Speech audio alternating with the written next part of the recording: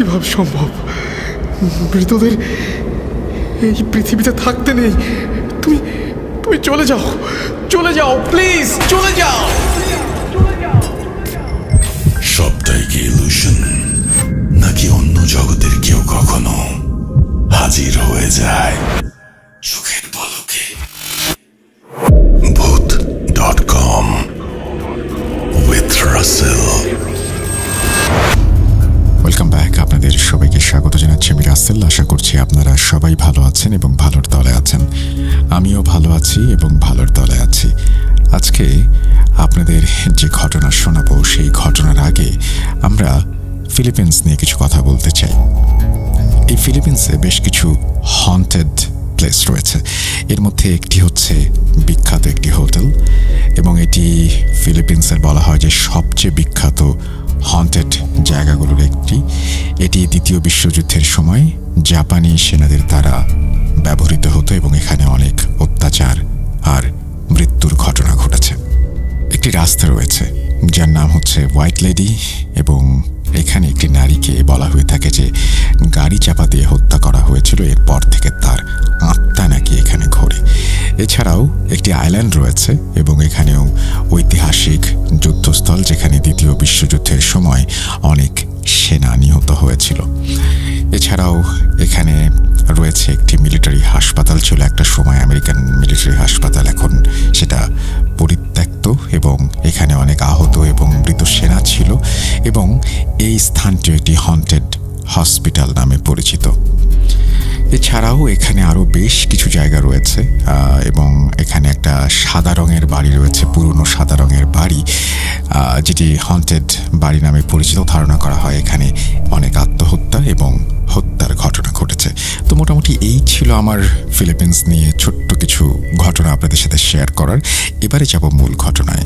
আমাদেরকে যে ঘটনাটি পাঠিয়েছেন সেই ঘটনাটি আসলে এই ফিলিপিন্সকে নিয়ে, এবং পাঠিয়েছেন মেহেদি হাসান। আমরা তার ঘটনায় যাব, যেভাবে লেখা আছে আমি সেভাবেই পড়ে শোনাচ্ছি আপনাদের। আসসালামু আলাইকুম রাসেল ভাই ও প্রিয় লিসেনার্স, আশা করি ভালো আছেন, ভালোর দলে আছেন। এবং তারপরে তিনি সবাইকে ধন্যবাদ দিয়ে শুরু করছেন ঘটনা। Bhoot.com-এর নিয়মিত শ্রোতা তিনি, এবং লিখছেন দুবাই থেকে। আমি এই ঘটনাটি সংগ্রহ করেছি আমার ফিলিপিনের সহকর্মী আর্মিন সিলভাদোরের স্ত্রী ক্যাথরিন সিলভাদোরের কাছ থেকে। ওনার বয়স 40-এর কাছাকাছি হবে। ক্যাথরিন আপু দুবাইয়ে থাকেন। তিনি দুবাই ডিউটি ফ্রিতে জব করেন। দুজন দুই জায়গায় জব করার কারণে প্রয়োজনের তাগিদে আলাদা থাকলেও সুযোগ পেলে কখনো আর্মিন ছুটে যান তার স্ত্রীর সাথে দেখা করতে, আবার কখনো আপু ছুটি পেলে আমাদের এখানে চলে আসেন। আমরা তখন বেশ গল্পগুজব করি, ভাবি বেশ মিশুক একজন মানুষ, গল্প করতে পছন্দ করেন। যাই হোক, কিছুদিন আগে এক সন্ধ্যায় আপু আমাদের এখানে এসেছেন তার স্বামীর সাথে দেখা করতে। আমাদের ডিউটি তখন শেষ। আমরা বেশ আড্ডা জমালাম। কথায় কথায় আমি ক্যাথরিন আপুকে বললাম আমার একটা শখ আছে, সেটা হচ্ছে ভূতের গল্প শোনা। তারপর সেগুলো সংগ্রহ করে আমাদের দেশের একটা জনপ্রিয় ভৌতিক প্ল্যাটফর্ম রয়েছে, সেখানে লিখে পাঠানো। তখন আপু বললেন, তুমি ফিলিপিনের জনপ্রিয় কিছু হরর মুভি দেখতে পারো। আমি বললাম, ওখানে সম্পূর্ণ রিয়েল স্টোরি প্রচার করা হয়। তখন উনি বললেন, আমার সাথে ওরকম কিছু হয়নি। আমি বললাম, আপনার জানা ঘটনা হলেও কিন্তু চলবে। তখন আপু একটা ঘটনা বলতে রাজি হলেন, তবে এই ঘটনাটা বলার আগে উনি আমাকে অনুরোধ করেন যেন এই ঘটনার স্থান এবং যার সাথে ঘটেছে তার নাম যেন প্রকাশ না করা হয়। আমি সেই শর্তে রাজি হয়ে যাই। তো ঘটনাটি ঘটেছিল ক্যাথরিন আপুর আপন বড় ভাইয়ের সাথে। এটা 2000 সাল বা তার আশেপাশের একটা ঘটনা। ক্যাথরিন আপুর বাবার বাড়ি যে গ্রামে, ওই গ্রামে রয়েছে বিশাল একটা খ্রিশ্চান কবরস্থান। ওই অঞ্চলের সব খ্রিশ্চানদের মৃতদেহ ওখানেই সমাধিত করা হয়। ক্যাথরিন আপুর বড় ভাই পেশায় একজন কাপড়ের দোকানদার। স্থানীয় বাজারে তার একটা দোকান রয়েছে। দোকানটা উনি নিজে চালান। তাছাড়া দোকানে কেনাকাটা করতে বেশ রাত হয়ে যায়। ভাইয়া রাতে বাড়ি ফেরেন যখন, তখন ফেরার পথে ওই কবরস্থানটা তার পড়ে। আর রাতে দোকান বন্ধ করে ওনাকে একা একাই বাড়ি ফিরতে হয়। বাড়ি ফেরার সময় ওই কবরস্থানটা চোখে পড়ে তার। সেখান দিয়ে ফেরার সময় উনি একটা নিয়ম মেনে চলেন। এই নিয়মটা ওনার বাড়ির অন্যান্য সদস্যরাও মেনে চলেন। সেটা হচ্ছে এই কবরস্থানের পাশ দিয়ে চলার সময়ে ওনারা যদি মোটর সাইকেল বা বাইসাইকেলে চলাফেরা করেন তবে কবরস্থানের কাছাকাছি এসে সাইকেল থেকে বা মোটর সাইকেল থেকে নেমে পড়েন এবং এই অঞ্চলটি তারা হেঁটে পার হন। এই সাইকেল বা মোটর সাইকেল থেকে নেমে পড়ার দুটো কারণ আছে বলে আমাকে জানান আপু। প্রথমত, ওই কবরস্থানে যারা শুয়ে আছেন তাদেরকে সম্মান জানানো, আর দ্বিতীয় কারণ হচ্ছে তাঁদের বিশ্বাস ওই জায়গায় অনেক আত্মা ও জিন চলাফেরা করে। এখন বাইক অথবা সাইকেল চালিয়ে গেলে ওইসব জিনদের কোনো ক্ষতি হয়ে যেতে পারে, আর সেজন্য এখান দিয়ে যাওয়ার সময় এই বিশেষ সতর্কতা। এই কবরস্থান ও ভাইয়ার বাড়ি ফেরার রাস্তা সম্পর্কে একটু বলে রাখা প্রয়োজন। বাজার থেকে বাড়ির দূরত্ব প্রায় 1 কিলোমিটার, আর এই 1 কিলোমিটারের প্রায় 300 মিটার হচ্ছে এই কবরস্থানের এরিয়া। কবরস্থানের সামনে, অর্থাৎ যে দিকটায় গেট রয়েছে ওটার সামনে দিয়ে একটা রাস্তা আছে আর পেছনে একটা রাস্তা। ওনাদের বাড়ি ফেরার রাস্তাটা হচ্ছে কবরস্থানের পেছনের দিকে। এই রাস্তাটা সামনের রাস্তার তুলনায় বেশ সরু আর অন্ধকার। সেখানে কোনো আলোর ব্যবস্থা নেই, একেবারে ভুতুড়ে পরিবেশ। ঝড় বৃষ্টির রাতে সেটা আরো ভয়ঙ্কর হয়ে ওঠে। এবার মূল ঘটনা শুরু করা যাক, বলছেন ক্যাথরিন আপু।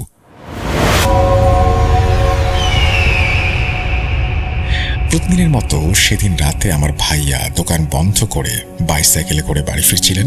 সেদিন একটু বেশি রাত হয়ে যায় দোকান বন্ধ করতে, কেননা ওই সময়টাতে একটা উৎসব চলছিল, যার ফলে দোকানে অনেক ভিড় ছিল। সময়টা শীতকাল। ভাইয়া যখন বাড়ির পথে রওনা হয়েছেন তখন বেশ কিছুটা পথ আসার পরে বৃষ্টি শুরু হয়ে যায়। এমনিতেই শীত, তার উপরে বৃষ্টি খুব বিরক্তিকর। তখন উনি দ্রুত সাইকেল চালিয়ে একটা বড় গাছের নিচে আশ্রয় নেন। ভাইয়া যে গাছের নিচে আশ্রয় নিয়েছিলেন ওই গাছ থেকে কবরস্থানের দূরত্ব সর্বোচ্চ 20 হাত। বৃষ্টির সাথে সাথে মেঘের গর্জন আর বিদ্যুৎও চমকাচ্ছে। আমার ভাইয়া বেশ সাহসী একজন মানুষ হলেও সেদিন ওই পরিস্থিতিতে পড়ে কিছুটা ভয় পেয়ে যান। এমনিতে গভীর রাত, তাছাড়া রাতে এদিকে কেউ আসে না, সেই সাথে বৃষ্টি আর মেঘের গর্জন সহ বজ্রপাত। ভাইয়া দাঁড়িয়ে বৃষ্টি কমার অপেক্ষা করছেন, কিন্তু অপেক্ষার প্রহর যেন কেউ মায়াজালে বেঁধে ফেলেছে।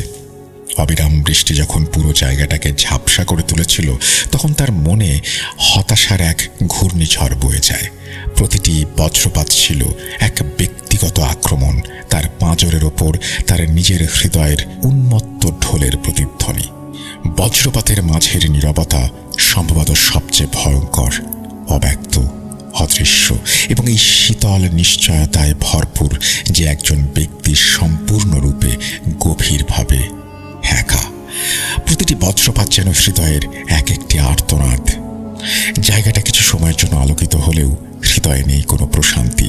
সেই আলোতে অসহায়ের মতো শুধু চেয়ে চেয়ে প্রকৃতির এমন ভয়ঙ্কর রূপ দেখছেন ভাইয়া। সেই সাথে ভয়টা বাড়তে থাকছে। সে অনুভব করে সে আর একা নয়, তার চারপাশ জুড়ে রয়েছে অদৃশ্য অসংখ্য অশুভ চোখ। সহসা পায়ের নিচে পানি জমতে শুরু করেছে। ভাইয়া ভাবছেন, না, এভাবে দাঁড়িয়ে থাকলে চলবে না, ভিজে গেলেও আমাকে বাড়ি ফিরতে হবে। এই নির্জন জায়গায় থাকাটা মোটেও নিরাপদ না আমার জন্য। ঠিক এমন সময় ভাইয়ার নজর পড়ে কবরস্থানের দিকে। তিনি দেখতে পান আসলেই তিনি একা নন। তার থেকে একটু দূরে কবরস্থানের ভেতরে দাঁড়িয়ে রয়েছে একটি মানুষের মতো অবয়ব। ভাইয়ার মনে প্রশ্ন জাগে, এই শীত আর বৃষ্টির রাতে কবরস্থানের পেছনে কে আসবে? ভাইয়ার ধ্যান ও সম্পূর্ণ দৃষ্টি তখন ওই অবয়বটির দিকে। কি করছে লোকটা ওখানে? ভাইয়া লক্ষ্য করে ওই লোকটা একটা কবরের উপরে বসে কিছু করছে। এই প্রশ্নের উত্তর খুঁজতে বেশি দেরি লাগলো না। করছেটা কি? 2 সেকেন্ডের চকচকে আলোয় ভাইয়া দেখলেন লোকটা ওখানে বসে হাত দিয়ে কবর খুঁড়ছে। এরকম একটা পরিবেশ, একটা লোক এসে কবর খুঁড়ছে, এটা কোনো স্বাভাবিক বিষয় নয়। ভাইয়া মনে মনে ভাবছেন, এই লোকটা নিশ্চয়ই কোনো বড় ধরনের ক্রিমিনাল। কেননা উনি জানতেন অনেক সময় বড় বড় ক্রিমিনালরা এরকম কবরস্থানে এসে তাদের অস্ত্র বা অন্য কিছু জমা রাখে। অথবা এই লোকটা চোর, সে হয়তো মানুষের কঙ্কালের লোভে এই কাজ করছে। এসব ভাবতে ভাবতে ভাইয়া দেখতে পান ওই লোকটা পুরো কবরটা খুঁড়ে ফেলেছে। তারপর সে কবরের ভেতরে নেমে কফিন থেকে লাশটা তুলে নিল। ভাইয়া তখন ধরেই নিয়েছেন এই ব্যাটা একটা চোর, এ লাশ চুরি করে নিয়ে যাবে। ভাইয়া তখন প্রচণ্ড রাগে নিজের জিভ কামড়াতে থাকেন। আশেপাশে লাঠি বা ডালপালা ওইরকম কিছু খুঁজতে থাকেন। সৌভাগ্যবশত একটি লম্বা ও শক্ত ডাল পেয়ে যান তিনি। উদ্দেশ্য ওই ব্যাটা চোরকে মেরে হাড্ডি ভেঙে দেবেন। কারণ সেই কাজটা যে করছে এটা শুধু একটা অপরাধ নয়, এটা মহা অপরাধ। কাল বিলম্ব না করে লাঠি হাতে নিয়ে আস্তে আস্তে এগিয়ে যান ভাইয়া। তখনও বৃষ্টি পড়ছে, কিন্তু ভাইয়ার রাগের কারণে তার কাছে বৃষ্টিকে আর বৃষ্টি বলে মনে হচ্ছে না। শরীরের রক্ত তখন রাগের তীব্রতায় টকবক করে ফুটছে। ভাইয়া প্রচণ্ড রাগ নিয়ে এগোতে থাকেন লোকটার দিকে। লোকটার কাছাকাছি যাওয়া মাত্র লোকটা বুঝতে পারে যে কেউ তাকে দেখে ফেলেছে এবং তার দিকে আসছে। ঠিক তখন ওই মন্দ লোকটা পেছনের দিকে ঘুরে তাকায়। তাকানোর সাথে সাথে ভাইয়া যে দৃশ্য দেখতে পায় সেটা কেউ কখনো দেখতে চাইবে না। ভাইয়া দেখেন ওই লোকটার সারা শরীরের গঠন পোশাক মানুষের মতো হলেও মুখটা একটা হিংস্র প্রাণীর মতো। সেটা দেখতে ভয়ঙ্কর আর বিভৎস। ভাইয়া দেখেন তার মুখটা ঝলসানো। মূলত ওই ভয়ঙ্কর জিনিসটা যে লাশটা কবর খুঁড়ে বের করছে সেটা সে খেতে চাইছে। সে কোনো ক্রিমিনাল বা চোর নয়, সে একটা মুর্দাখোর খবিস জিন। এগুলো দেখার পর ভাইয়া আর নিজেকে শান্ত রাখতে পারলেন না।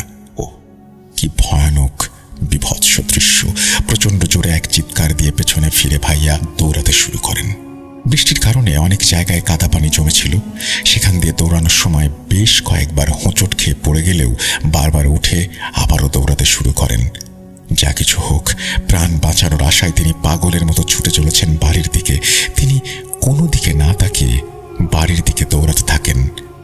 দৌড়াতে দৌড়াতে আর চিৎকার করতে করতে একসময় বাড়ি পৌঁছাতে সক্ষম হন। ওদিকে তার এমন চিৎকার শুনে বাড়ির লোকজন সব বাইরে চলে আসে আর তাকে এমন অবস্থায় দেখে বেশ আতঙ্কিত হয়ে জিজ্ঞেস করে কি হয়েছে। সেখানে আমিও ছিলাম। আমি দেখলাম ভাইয়া ভয়ে কাঁপছে এবং কথা বলতে পারছে না। সে শুধু বড় বড় নিঃশ্বাস নিচ্ছে আর শ্বাস টেনে টেনে বলছে, ফেলবে আমাকে, কে ফেলবে আমাকে। আমি জিজ্ঞাসা করি, কি হয়েছে তোমার, কে খাবে তোমাকে? যাই হোক, ভাইয়া একটু স্বাভাবিক হলে পুরো ঘটনাটা খুলে বলে। ভাইয়ার মুখে সবকিছু শুনে আর দেরি না করে বাড়ির অন্যান্য পুরুষ সদস্য ও কিছু প্রতিবেশী মিলে লাঠি সোঁটা নিয়ে বেরিয়ে পড়ে কবরস্থানের দিকে। তারপর তারা ওখানে গেলেও ওই রকম কিছু আর দেখতে পায়নি। ওই কবর থেকে লাশ তুলে ফেলা হয়েছে এটা বোঝা যাচ্ছিল, আর লাশের কিছু অংশ নাকি তখনও কবরের পাশে ছড়ানো ছিটানো ছিল। এরপর কি হয়েছিল সেটা ক্যাথরিন আপু আমাকে বলেননি, এতটুকুই বলেছেন সেদিন ওনার ভাইয়া যা দেখেছিলেন সেটা আসলে মুর্দাখোর জিন, আমাদের ভাষায় যেটাকে আমরা খবিস জিন বলি। ওরা নাকি সুযোগ পেলে এভাবে কবর থেকে লাশ তুলে খেয়ে ফেলে। লাশ খাওয়া শেষ হলে তারা সুন্দর করে কবরটা আবার আগের মতো করে মাটি চাপা দিয়ে দেয়, তাতে কবরের ভেতরে লাশ আছে কি না পরবর্তীতে সেটা বোঝার কোনো উপায় থাকে না। তবে ক্যাথরিন আপুর ভাইয়া ওই ভয়ঙ্কর মুর্দাখোর খবিস জিন দেখে ফেলার কারণে হয়তো ওই জিনটা সম্পূর্ণ লাশ খেতে পারেনি, তাই তাকে কিছু অংশ ফেলে কবরটাকে ওভাবে রেখেই চলে যেতে হয়েছিল।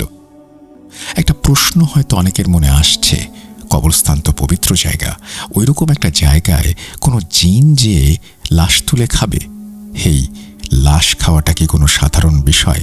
উত্তর হচ্ছে নির্দিষ্ট কিছু সময়ে এটা হওয়া সম্ভব। এছাড়া এই ব্যাপারে যদি কারো কিছু জানা থাকে অবশ্যই জানাবেন। যাই হোক, এই ঘটনা ছোট হলেও আমার কিন্তু বেশ ভালো লেগেছে। আশা করি আপনাদেরও ভালো লাগবে। আর ঘটনাটি ভালো লাগলে পড়ে শোনানোর অনুরোধ রইল। সেই সাথে অনাকাঙ্ক্ষিত ভুল ত্রুটির জন্য ক্ষমা চেয়ে নিচ্ছি। আল্লাহ হাফেজ, এই বলে তিনি তার ঘটনা শেষ করেছেন। যদি ঘটনাটি আপনাদের ভালো লেগে থাকে আপনারাও আমাকে জানাবেন। আমরা চলে যাব আমাদের পরবর্তী ঘটনায়।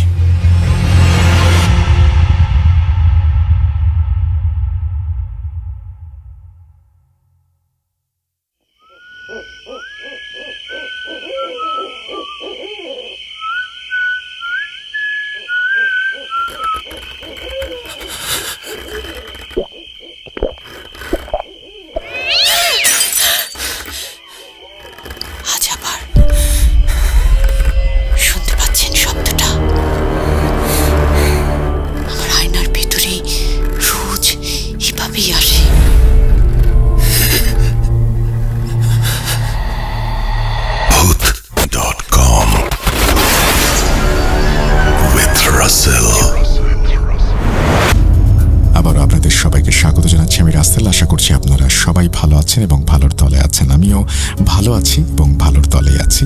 কোনো কথা না বাড়িয়ে আমি চলে যাচ্ছি আমাদের পরবর্তী ঘটনায়। যেভাবে লেখা আছে আমি সেভাবেই শুরু করছি। আসসালামু আলাইকুম রাসেল ভাই ও প্রিয় শ্রোতা বন্ধুরা, আশা করি আল্লাহর অশেষ রহমতে আপনারা সকলেই ভালো আছেন। আমি জানি রাসেল ভাই আপনি সবসময় ভালোর তলে থাকেন, তবুও জানতে চাইলাম আপনি কেমন আছেন। আলহামদুলিল্লাহ, আল্লাহর অশেষ রহমত আর আপনাদের দোয়ায় আমি ভালো আছি। আমি ভূত.com-এর একজন অনেক বড় ফ্যান। একসময় ভূত FM শুনতাম, আর এখন ভূত.com। ভূত.com-এর প্রতিটি এপিসোড লাইভ শোনার চেষ্টা করি, কিন্তু যেগুলো মিস হয়ে যায় সেগুলো পরবর্তীতে ডাউনলোড করে শুনি।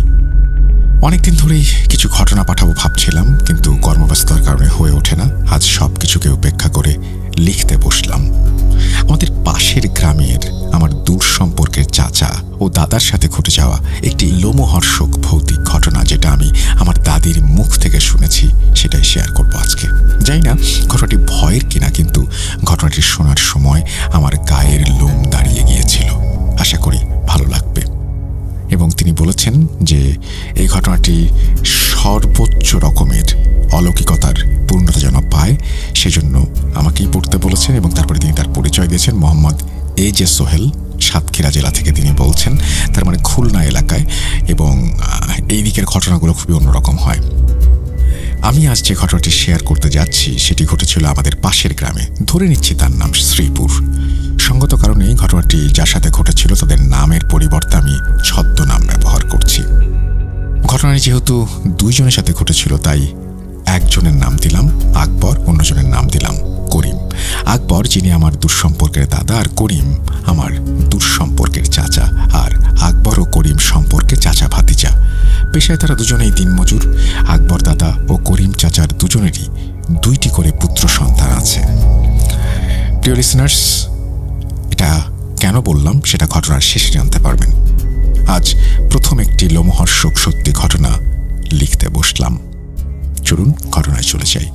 ঘটনাটি যেহেতু আমার দাদির মুখে শোনা, তাই তার ভাষাতেই বলবো।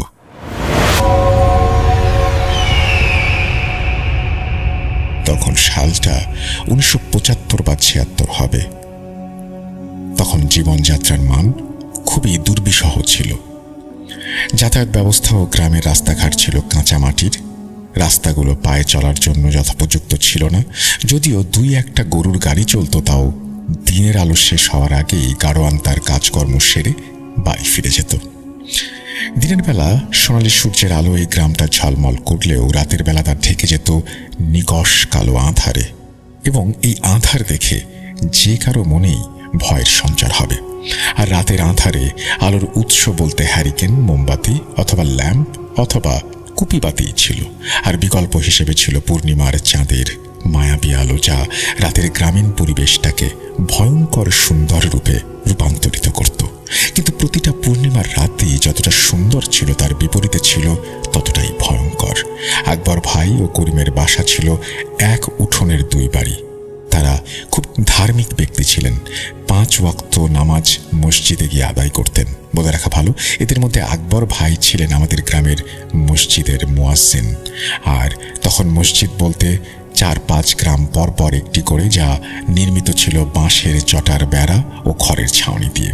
প্রতিদিন আকবর ভাই ও করিম একসাথে নামাজ আদায় করতে যেত। তাদের বাসা থেকে মসজিদে পৌঁছতে পায়ে হেঁটে 15 মিনিটের মতো সময় লাগত। বাসা থেকে বের হয়ে প্রায় মিনিট 4 পশ্চিমে হাঁটলেই মাটির চওড়া রাস্তা। রাস্তা থেকে উত্তরে 10 বা 11 মিনিট হাঁটলে মসজিদ। রাস্তাগুলো তখনও কাদা মাটির। তাদের বাসার রাস্তা ও মাটির বড় রাস্তার সংযোগস্থলে যে মোড়টি আছে তার নাম তেঁতুলতলার মোড়। মোড়ের দক্ষিণে আছে প্রায় 40-45 বছরের পুরনো একটি সুবিশাল তেঁতুল গাছ ও কয়েক বছর আগে জন্মানো একটি শেওড়া গাছ, যার ডালপালাগুলো রাস্তাকে ছেয়ে রেখেছে। এর উত্তর ও পশ্চিমে ছিল বিল, যেখানে বর্ষার মৌসুমে গ্রামের লোক ধান চাষ করত। আর এই সেই ভয়ার্ত জায়গা যেখানে এই ঘটনাটি ঘটে। এই মোড়কে কেন্দ্র করে ছোট বড় অনেক ভয়ের ঘটনাই ঘটে চলেছিল প্রতিনিয়ত। সন্ধ্যার পরে লোকজন সেখানে খুব একটা যেত না, কারণ সন্ধ্যা নামলেই অলৌকিকতার হাট বসত সেখানে। যেহেতু আমাদের এক গ্রাম থেকে অন্য গ্রামে যাওয়ার ওইটাই ছিল মেন রাস্তা, বিকল্প আরও একটি শর্টকাট রাস্তাও ছিল, কিন্তু সেখানে রাতের বেলা তো দূরে থাক, দিনের বেলাতেও কেউ ভয়ে পা মারাতো না। তাই বাধ্য হয়ে সবাইকে মেন রাস্তায় ব্যবহার করতে হতো। যদি কেউ কোনো কাজে পাশের গ্রাম বা গ্রামের বাইরে যেত, তাহলে সন্ধ্যার আগেই বাসায় ফিরে আসার চেষ্টা করত। আর যদি কারো বাসায় ফিরতে দেরি হতো বা সন্ধ্যা পার হয়ে যেত, তাহলে তার সাথে কিছু না কিছু এই প্যারানরমাল ঘটনা ঘটত। যেমন ঘূর্ণিঝড়ের মতো বাতাসে খড়কুটো, গাছের শুকনো পাতা ইত্যাদি গোল গোল হয়ে ঘুরতে ঘুরতে মানুষের পেছন পেছন আসতো। অথবা অস্বাভাবিক রকমের বড় শেয়াল সাদৃশ্য প্রাণী মানুষকে তাড়া করত। আর যদি কেউ বেশি রাত করে ফেলত, তাহলে মাথা কাটা ঘোড়া দেখতে পেত। আমাদের আঞ্চলিক ভাষায় যেটাকে মুন্ডু কাটা ঘোড়া বলা হয়, কিন্তু সেটা তেঁতুলতলার মোড়ের একটি নির্দিষ্ট জায়গায় আসত। সেই জায়গাটুকু পার হয়ে গেলে আবার সবকিছুই স্বাভাবিক হয়ে যেত, যেন সেখানে কিছুই ঘটেনি। তাই সন্ধ্যার পরে বা রাতে ওই মোড় দিয়ে খুব একটা বেশি লোক যাতায়াত করতো না।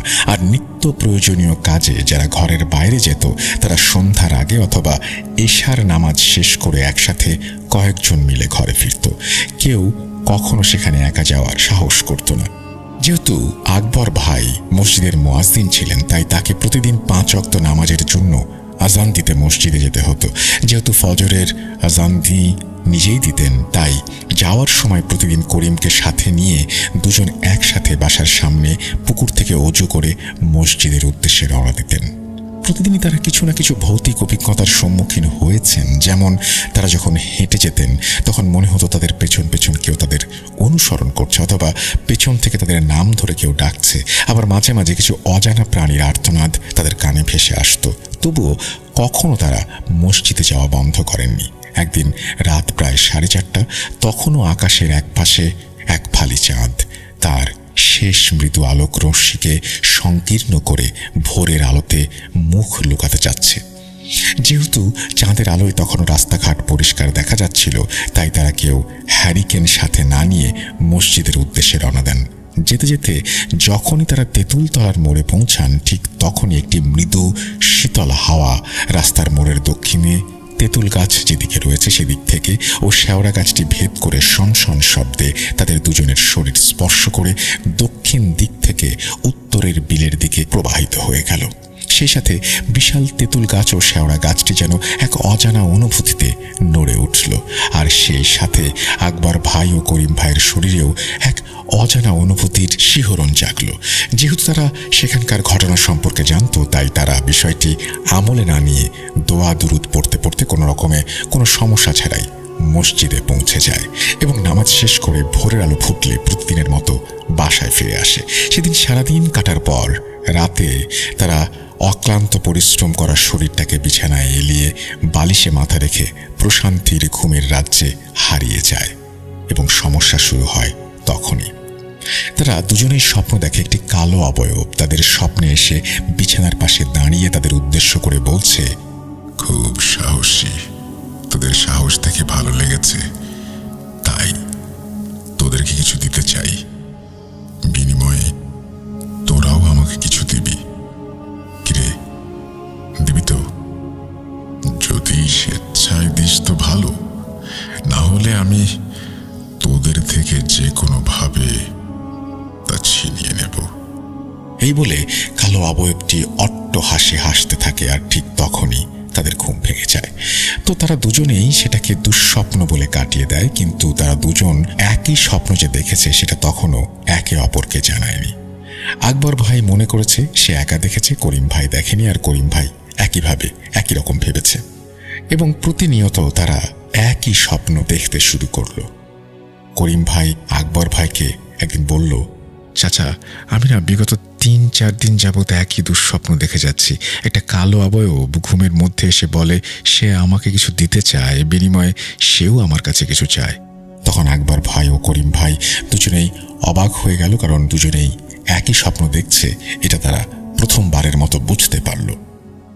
তারা বিষয়টা নিয়ে একটু ভাবে এবং সেই দিন আসরের নামাজের পরে মসজিদের ইমাম সাহেবের সাথে বিষয়টি শেয়ার করে। ইমাম সাহেব জানান মাগরিবের পরে তিনি এই বিষয়ে কথা বলবেন। যথারীতি মাগরিবের নামাজ শেষ করে ইমাম সাহেব তাদের সাথে বসেন এবং আলোচনা করেন।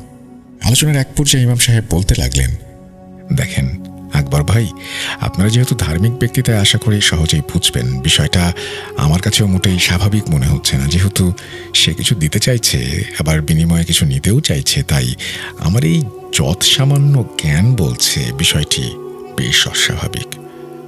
আজ সন্ধ্যা নেমে গেছে, পারলে কাল সকালে একবার মৌলভী স্যারের সাথে দেখা করে এই বিষয়টা নিয়ে কথা বলেন। আপাতত আজকের রাতটা আপনারা পানি পড়া দিচ্ছি, সেটা খেয়ে কাটিয়ে দেন। আর কিছু আমল শিখিয়ে দিচ্ছি এবং সবসময় পবিত্রতা রক্ষা করবেন। এই বলে ইমাম সাহেব তার কাজে চলে যান। বলে রাখা ভালো, মৌলভী স্যার ঝাড়ফুঁক করেন। আমাদের প্রায় ২০-২৫টা গ্রামের প্যারানর্মাল রোগীর চিকিৎসক তিনি। একাধারে তিনি আমাদের গ্রামের স্বনামধন্য স্কুলের ইসলাম শিক্ষকও। ঘটনায় আসি, এদিকে আকবর ভাই ও করিম চাচার বাসা থেকে মৌলভী স্যারের বাসার দূরত্ব ৮ থেকে ৯ কিলোমিটার। অন্যদিকে সন্ধ্যার পশ্চিম আকাশের অস্ত যাওয়া সূর্যের শেষ লালিমাটুকুও তখন আস্তে আস্তে কালো অন্ধকার গ্রাস করে নিচ্ছে। আর এই ঘুটঘুটে অন্ধকার রাতে মাটির রাস্তা ধরে কোনো যানবাহন ছাড়া এতটা রাস্তা যাওয়া কোনোভাবেই সম্ভব ছিল না।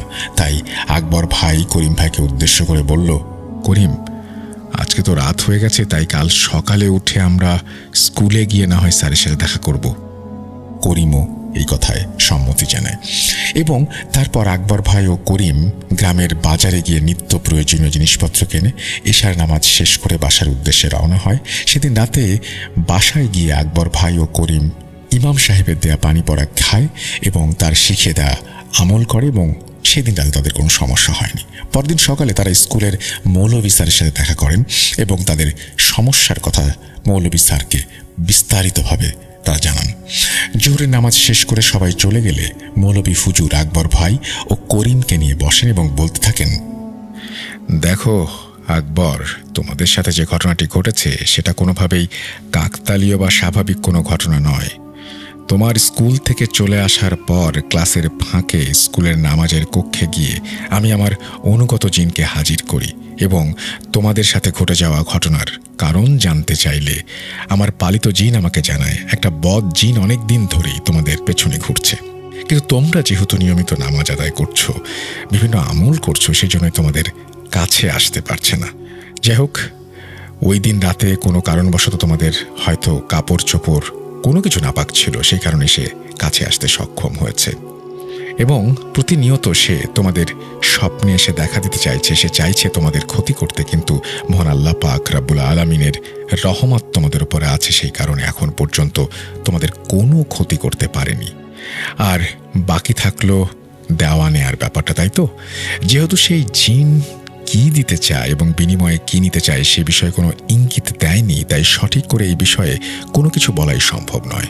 যাই হোক, আমি তাবিজ দিয়ে দিচ্ছি এবং এটা সবসময় সঙ্গে রাখবে। ইনশাল্লাহ আল্লাহ পাক রব্বুল আলামিনের ইচ্ছায় সবকিছু ঠিকঠাক হয়ে যাবে। কিন্তু যদি কখনো ভূমিকম্প হয় অথবা তোমরা কোনো ব্রিজ বা সাঁকো পার হও, তাহলে এই তাবিজের কার্যকারিতা নষ্ট হয়ে যাবে। যদি কখনো এমন পরিস্থিতির শিকার হয়ে যাও, তাহলে তাবিজ খুলবে না। আমার কাছ থেকে নতুন তাবিজ নিয়ে তারপর পুরনোটা খুলে ফেলো। এই বলে মৌলভী হুজুর তাদের দুজনকে তাবিজ দিয়ে নিজের হাদিয়া নিয়ে চলে যান। হাদিয়া বলতে হুজুরে খুশি করে যা দেয়া হয় তাই। প্রিয় লিসেনার্স, কি ভাবছেন ঘটনা এখানে শেষ? হয়তো ঘটনাটা এখানে শেষ হলে ভালো হতো। একটি পরিবার অভিভাবকহীন হতো না, দুইটি অবুঝ শিশু তার বাবাকে হারাতো না, একজন মা তার সন্তানকে হারাতেন না। যাই হোক, ঘটনায় ফিরে আসি। এইভাবে বেশ কিছুদিন যাওয়ার পর একদিন পুকুরে গোসল করার সময় করিমের হাতে থাকা তাবিজটির সুতা ছিঁড়ে যায়। তখন সে তাবিজটা বাসায় রেখে সন্ধ্যায় বাজার থেকে ঘুমসি কিনে এনে তাবিজটি আবারও বাঁধবে বলে ঠিক করে। কিন্তু বিভিন্ন কাজের ভেতরে সে ঘুমসির সুতা কিনতে ভুলে যায় এবং তাবিজটাও নিতে ভুলে যায়। বিপত্তিটা ঘটে সেদিন রাতেই। হঠাৎ একটা দুঃস্বপ্ন সে রাতে আবার আকবর ও করিম ভাইয়ের ঘুম ভাঙায়। আকবর ভাই দেখে যে স্বপ্নে সেই কালো অবয়বটি এসে তাকে বলছে, মনে আছে আমার কথা? তুই আমাকে 2টা ঝুনি নারকেল দিবি, বিনিময়ে একটা সোনার নৌকা নিবি।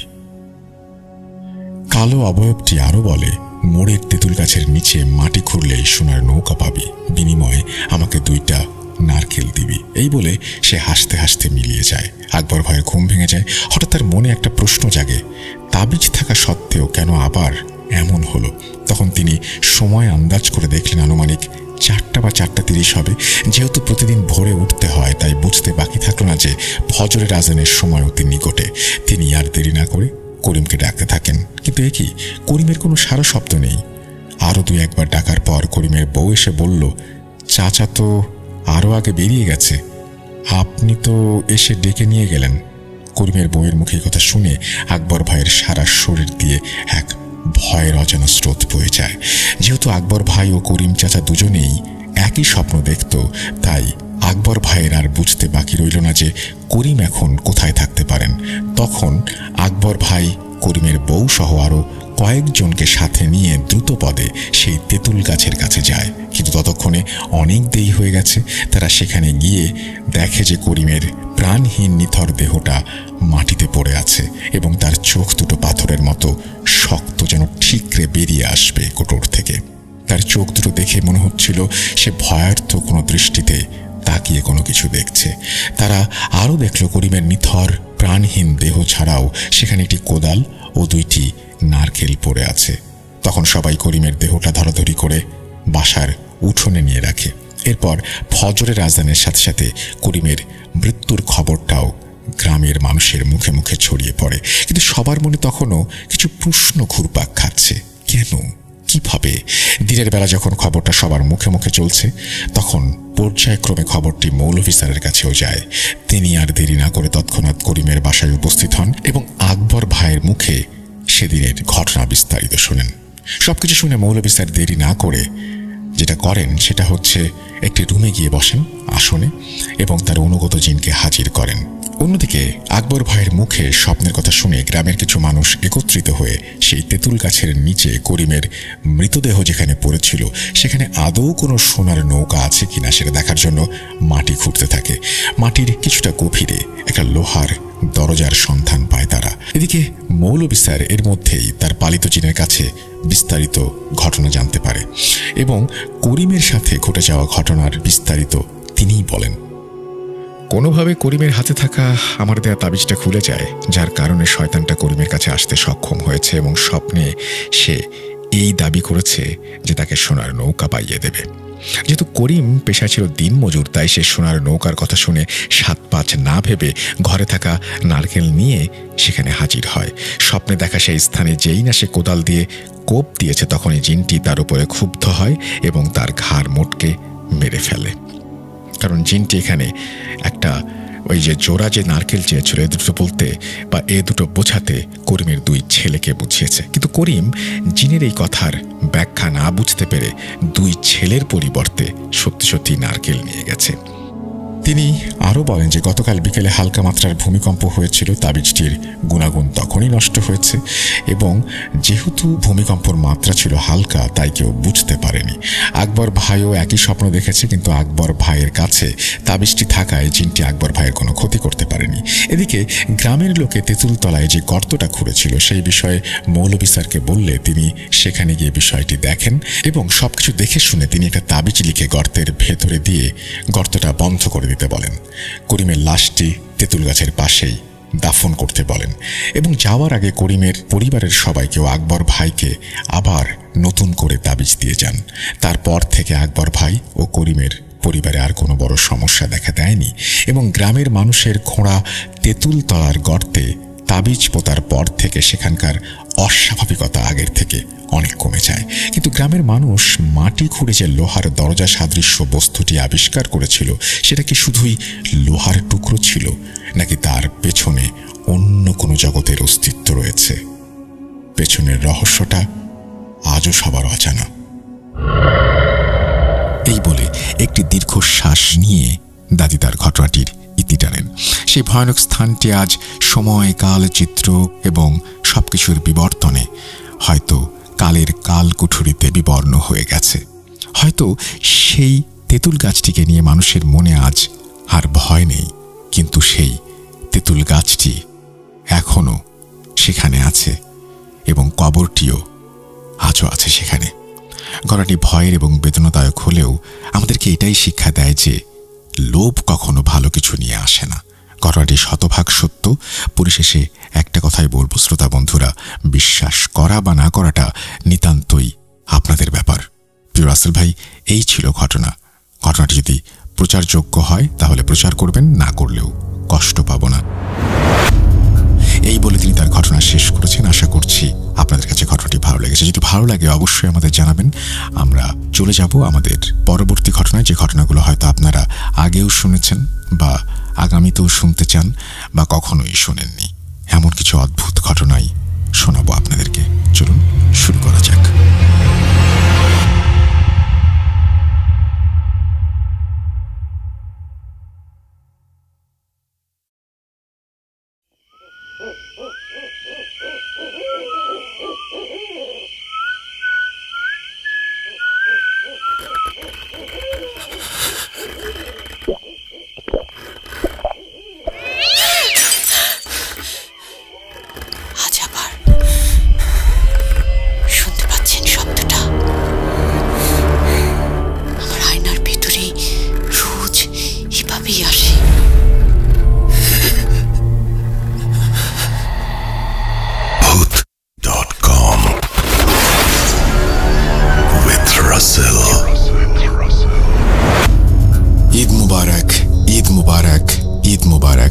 আপনাদের সবাইকে স্বাগত জানাচ্ছি ভূত.com-এ আরও একবার। আমি রাসেল। আশা করছি সবাই ভালো আছেন আর ভালোর দলে আছেন। আমিও ভালো আছি, ভালোর দলে আছি, এবং আশা করব যে পরিবারের সবাইকে নিয়ে চমৎকার একটা ঈদ কাটালেন, এবং যে ঈদটা নিয়ে আমাদের সবারই প্রত্যাশা থাকে, এবং বছরে 2 বার মাত্র ঈদ আসে। আর এখন সেই সময়টি, যে সময়টিতে আবারও ফেরার সময় হলো কর্মস্থলে। যাই হোক, এই স্মৃতিগুলো সারা বছর আমাদের সঙ্গে থাকুক, এবং এই স্মৃতিগুলো আমরা যেন কখনো হারাতে না দেই। আপনজনের সাথে এই যে আপনজনের সান্নিধ্য পাওয়ার যে আনন্দ, সেই আনন্দ বারবার ফিরে আসুক, প্রতি বছর ফিরে আসুক, সেটাই প্রত্যাশা থাকবে। আজকে ভূত.com-এ আপনাদের প্রথমে জানিয়ে দিই, আপনারা সবাই জানেন, তারপরেও বলছি যে ভূত.com-এ এখন আমরা যেটা করছি সেটা হচ্ছে প্রত্যেক শুক্রবারেই কিন্তু আমরা স্বাধীন মিউজিক অ্যাপের পাশাপাশি ইউটিউবেও আসছি। আপনারাই চেয়েছিলেন এরকম একটা ব্যাপার ঘটুক, কারণ আপনারা চাচ্ছিলেন অনেকদিন ধরেই, আমরাও চেষ্টা করছিলাম, এবং খুব দ্রুতই আমরা সেটা সফল করব বলে আশা করছি। যাই হোক, আমরা চলে যাচ্ছি আমাদের প্রথম ঘটনায়। আপনাদের সবাইকে পবিত্র ঈদুল আজহার আরও একবার শুভেচ্ছা জানাচ্ছি। হয়তো অনেকে বাড়ি ফিরছেন এখন, হয়তো অনেকে বাড়ি ফিরছেন মানে কর্মস্থলে ফিরছেন আর কি। আমরা যে বাড়িটিতে বড় হই, যত দূরেই যাই না কেন, সেটাই আমাদের সারা জীবন বাড়ি থাকে। যাই হোক, এখন ঘটনায় যাওয়া যাক। যেভাবে লেখা আছে আমি সেভাবেই শুরু করছি। আসসালামু আলাইকুম রাসেল ভাই, আশা করি ভালোই আছেন। আমার নাম অনুগ্রহ করে প্রকাশ করবেন না। তারপরে তিনি তার নাম লিখেছেন, আমি প্রকাশ করছি না। তারপরে তিনি বলছেন, আমার বাড়ি ময়মনসিংহ জেলার জামালপুর জেলায়। আমি ভূত.com-এর নিয়মিত শ্রোতা। 2012 সাল থেকে আমি ভূত FM শুনছি, কিন্তু যখন তা বন্ধ হয়ে যায় তখন অনেক খারাপ লাগলেও যখন শুনতে পাই নতুন নামে আপনি ফিরে এসেছেন, তখন অনেক ভালো লেগেছে। ভূত.com প্রথম থেকে না শুনতে পারলেও 40তম এপিসোড থেকে নিয়মিত শোনা হয়। আজকে আমি যে ঘটনাটি শেয়ার করব সেটি আমার এক বড় ভাই এবং তার বন্ধুর সাথে ঘটে যাওয়া একটি নির্মম হৃদয় বিদারক ঘটনা। বাড়ি দূরে হওয়ার কারণে স্টুডিওতে সে ঘটনা বলতে পারছি না। ঠিকভাবে সাজিয়ে গুছিয়ে লিখতে না পারার জন্য আন্তরিকভাবে দুঃখিত। কথা না বাড়িয়ে ঘটনায় যাওয়া যাক। আমি ঢাকার একটি স্বনামধন্য মাদ্রাসায় পড়ি। গ্রামের বাড়িতে বেশ একটা যাওয়া হয় না। একদিন মাদ্রাসার গ্রীষ্মের ছুটিতে বাড়িতে আসি। গরমের এক রাতে আমি, আমার ছোট ভাই এবং রবিন ভাইয়া গ্রামের পাশের নদীর তীরে ঠান্ডা বাতাস উপভোগ করতে থাকি। হঠাৎ দেখি ভাইয়া বারবার তার মাথায় হাত দিতে থাকেন। আমি ভাইয়াকে বললাম, কি হয়েছে ভাইয়া, হঠাৎ শরীর খারাপ করলো নাকি? ভাইয়া বললেন, তেমন কিছু না। কি হয়েছে বলো? সে বলল, প্রায় কয়েক বছর আগে আমার সাথে একটি ঘটনা ঘটে যায়। ঠিক তখন থেকেই মাঝে মধ্যে এমন হয়। বাদ দাও, তেমন কিছু না। কি ঘটনা বলো শুনি? ভাইয়া বলতে চাইল না, কিন্তু আমার ছোট ভাইয়ের জোরাজুরিতে অবশেষে রাজি হলো। ভাইয়া আগে বলল, আগে 1 কাপ চা নিয়ে আয়। আমি আমাদের জন্য চা নিয়ে এসে বসে পড়লাম এবং ভাইয়াকে বললাম, এখন বলো। এবার ভাইয়া বলতে শুরু করলেন। আমি তার মতো করেই বলছি। বলছেন, রবিন ভাইয়া। সাল 2017। আমি আর আমার 3 জন বন্ধু সজীব, শাকিল এবং আকাশ মিলে মধুপুর জেলার পাহাড়ি এলাকায় ঘুরতে যাবার সিদ্ধান্ত নেই। যারা ময়মনসিংহ থেকে শুনছেন তারা হয়তো জায়গাটি এতক্ষণে চিনে ফেলেছেন। ঘটনায় ফিরে আসি। আমরা সেখানে সকাল 7টার দিকে রওনা দেই। আমরা আমাদের এক বন্ধুর প্রাইভেট কার নিয়ে রওনা দেই। জামালপুর আর মধুপুর পাশাপাশি জেলা হওয়ায় পৌঁছতে বেশি দেরি হয়নি। আমরা সারাদিন সেখানে ঘুরে রাত 9টার সময় বাসার উদ্দেশ্যে রওনা দিলাম। যে রাস্তা দিয়ে যেতে হবে সেই রাস্তার এক পাশে একটি খ্রিস্টানদের কবরস্থান রয়েছে। অন্ধকার রাস্তায় আমরা যখন সেটি পার হচ্ছিলাম তখন গাড়ির লাইটে আমরা দেখতে পাই কবরস্থানের কিছুটা সামনে একটা বিড়াল রাস্তায় পড়ে আছে এবং সে কিছু খাবার খাচ্ছে। আকাশ গাড়ি ড্রাইভ করছিল। সে দুষ্টুমি করে বলল, দাঁড়া, বিড়ালটা একটা উচিত শিক্ষা দিতে হবে। আমরা কিছু বুঝে ওঠার আগেই ও বিড়ালের ওপর দিয়ে গাড়ি চালিয়ে দেয়। সাথে সাথেই একটি চাপা আর্তনাদের আওয়াজ আসে। আমরা গাড়ি থেকে নেমে গিয়ে দেখি বিড়ালের মাথা গাড়ির চাপায় পিষে গেছে এবং একটি পা দেহ থেকে আলাদা হয়ে গেছে। আমি আর আমার আরেক বন্ধু সজীব আকাশকে বকা দেয়া শুরু করি। ঠিক এই সময়ে রাস্তার পাশের জঙ্গল থেকে একটি শব্দ আসে। আমরা সেদিকে তাকালে দেখি 2টি রক্ত আগুনে চোখ আমাদের দিকে তাকিয়ে আছে। এখানে আমি একটু বলে রাখি, ভূত.com কখনোই এই সমস্ত বিষয় সমর্থন করে না। কোনো পশু পাখি বা কোনো কিছুর প্রতি এই নির্দয়তা বা তাদেরকে হত্যা করা, এটাকে কোনোভাবেই সমর্থন করে না। আমরা সবসময় এটার বিপক্ষে। যাই হোক, আবারও ঘটনা পড়ছি। আমার বন্ধু শাকিল বলে, আগে গাড়িতে উঠে বস, বাসায় চল, তারপর ওকে যা বলার বলিস। এখন এত রাতে এখানে থাকাটা ঠিক হবে না। আমি আর আমার বন্ধু ওর কথা শুনে গাড়িতে উঠে বসি এবং এইবার আমি ড্রাইভ করব বলে সিদ্ধান্ত নেই। গাড়ি স্টার্ট করার পর একটু সামনে গিয়ে আমি গাড়ির গ্লাসের দিকে তাকাই এবং যা দেখি তা দেখার জন্য আমি প্রস্তুত ছিলাম না। আমি দেখি শত শত কালো বিড়াল ওই মৃত বিড়ালটিকে ঘিরে রেখেছে এবং আমাদের গাড়ির দিকে রক্ত আগুন চোখে তাকিয়ে আছে। এমন সময় আকাশ একটি চিৎকার করে।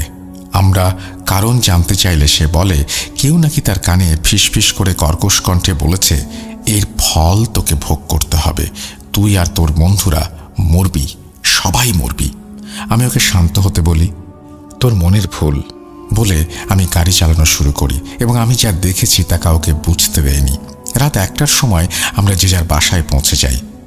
সেদিন রাতে আমি স্বপ্নে দেখি হাজার হাজার বেড়াল আমার রুমে, আর সবাই আমার দিকে এমনভাবে তাকিয়ে আছে যেন এক্ষুনি আমাকে আছড়ে কামড়ে ছিঁড়ে ফেলবে।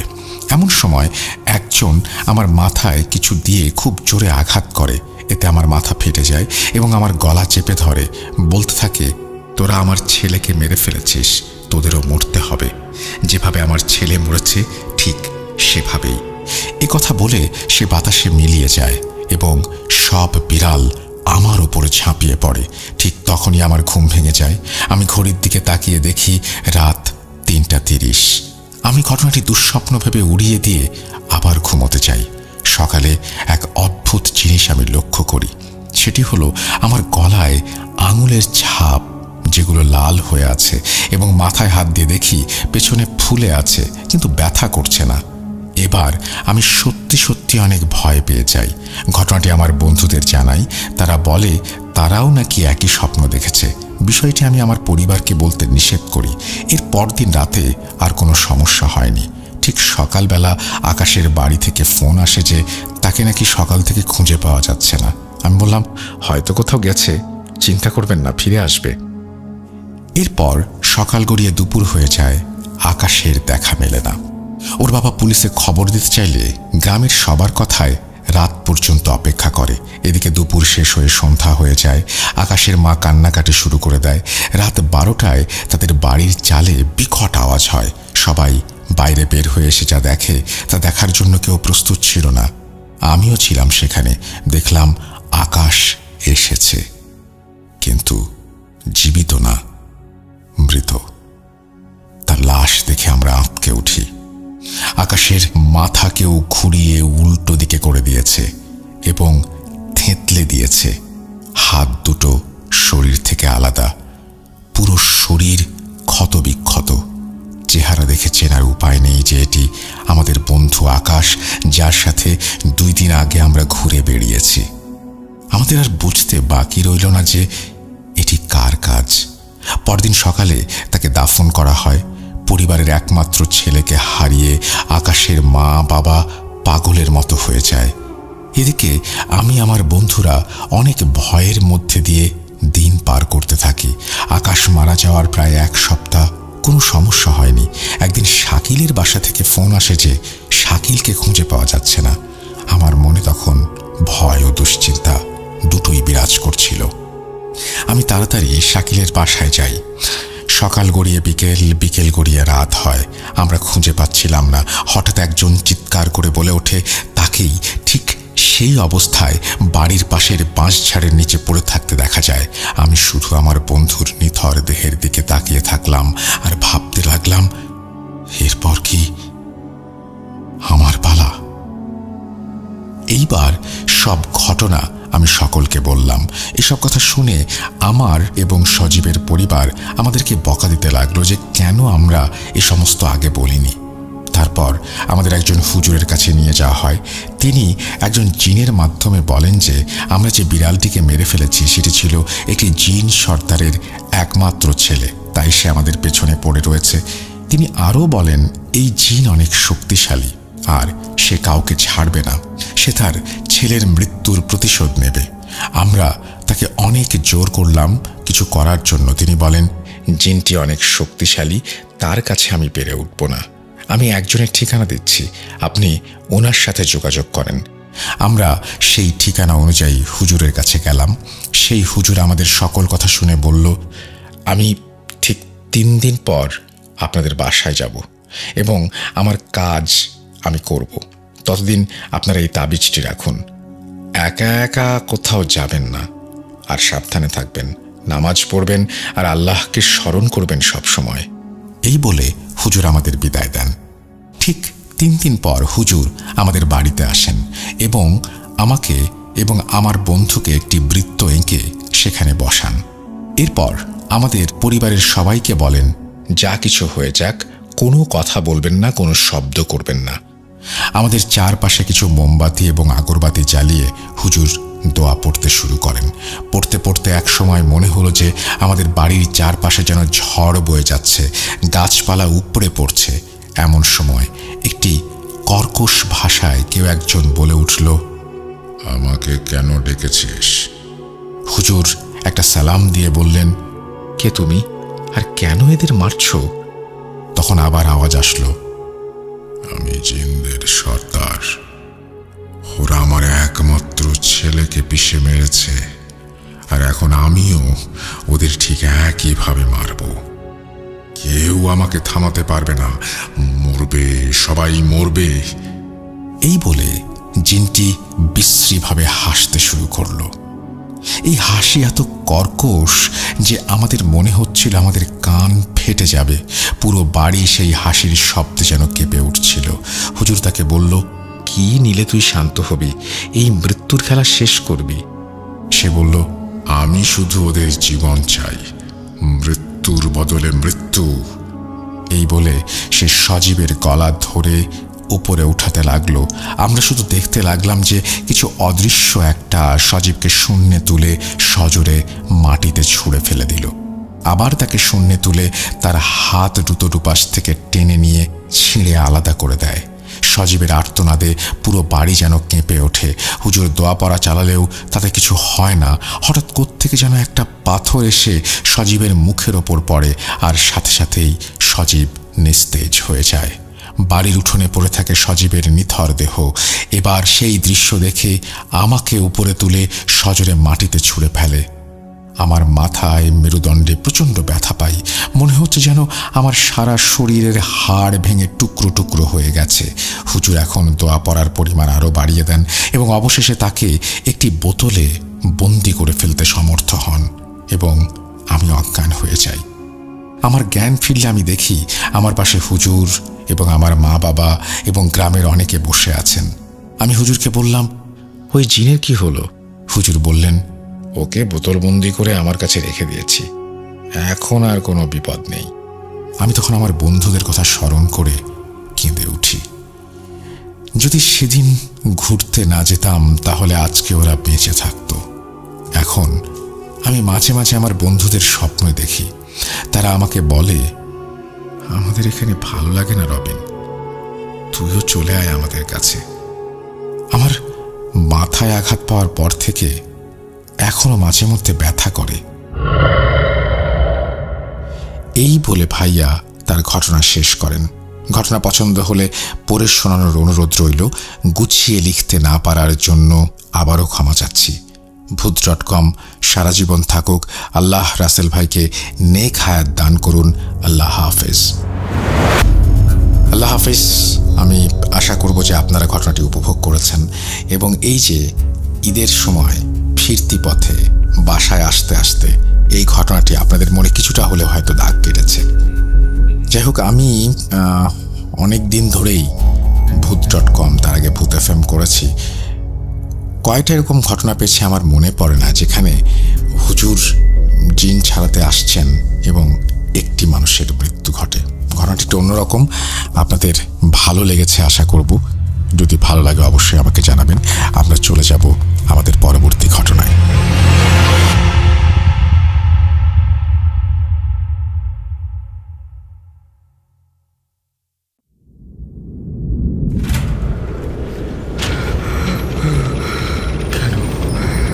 কেন তুমি আসো? আমি শুধু তোমার সাথেই থাকতে চাই। কিভাবে সম্ভব? মৃতদের এই পৃথিবীতে থাকতে নেই। তুমি তুমি চলে যাও, চলে যাও, প্লিজ চলে যাও। সবটাই কি ইলুশন, নাকি অন্য জগতের কেউ কখনো হাজির হয়ে যায় চোখের পলকে? ভূত.com with Russell। ঈদ মোবারক। ঈদ চলে গেছে। ঈদ বছরে মাত্র 2 বার আসে। এবার ফেরার পালা, আবারও কর্মযজ্ঞে ঝাঁপিয়ে পড়ার পালা, আবারও নিজেকে ভুলে যাওয়া, আবারও আপন জনের ভেতরে, বুকের ভেতরে কষ্ট লুকিয়ে রাখা, আবারও আরও একটি ঈদের জন্য অপেক্ষা, আবারও সেই দৌড়ঝাঁপ, টিকিট কাটা, বাড়ি ফেরা, তারপর সবাই মিলে ঈদ উৎসবে আনন্দ ভাগ করে নেয়া। আমাদের জীবনে এই টুকরো টুকরো আনন্দের ঘটনাগুলো ঘটে বলেই জীবন হয়তো সুন্দর।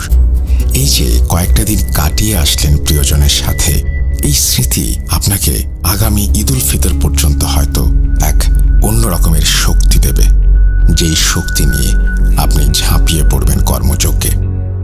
ভূত.com-এর 230তম এপিসোড আপনারা শুনছেন। আমি রাসেল আছি আপনাদের সাথে। এর মাঝখানে যে সমস্ত স্পেশাল এপিসোডগুলো হয়েছে সেগুলোর আমরা সংখ্যা গণনা না করি। আমরা চলে যাব আমাদের পরবর্তী ঘটনায়। তার আগে বলি, আমাদের ইমেল অ্যাড্রেস russell.bhoot.com@gmail.com।